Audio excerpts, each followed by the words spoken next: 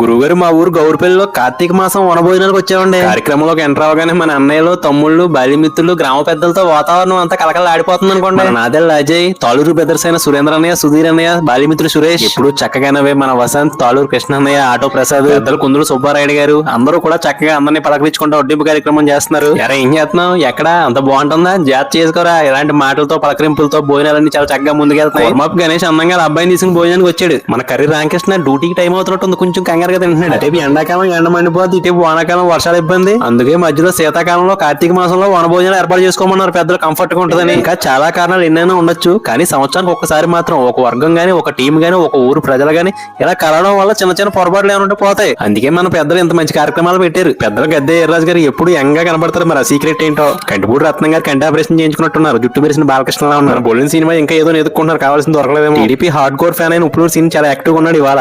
మన తిరిగింటి సాంప్రదాయమైన పిండి వంటలో 4 రకాల కూరలు, అందులోనూ మన కార్తీక మాసం స్పెషల్ అయిన కంద పచ్చల కూర. దాంతో పాటు కమిటీ సభ్యులు, ఊరు ప్రజల ప్రేమ ఆప్యాయతలతో కలిపొట్టించారు వాళ్ళ భోజనాల్లో. ఎందుకంటే ఇది ఒక కులానికో మతానికో సంబంధించింది కాదు, ఊరికి సంబంధించిన కార్తీక మాసం భోజనాలు.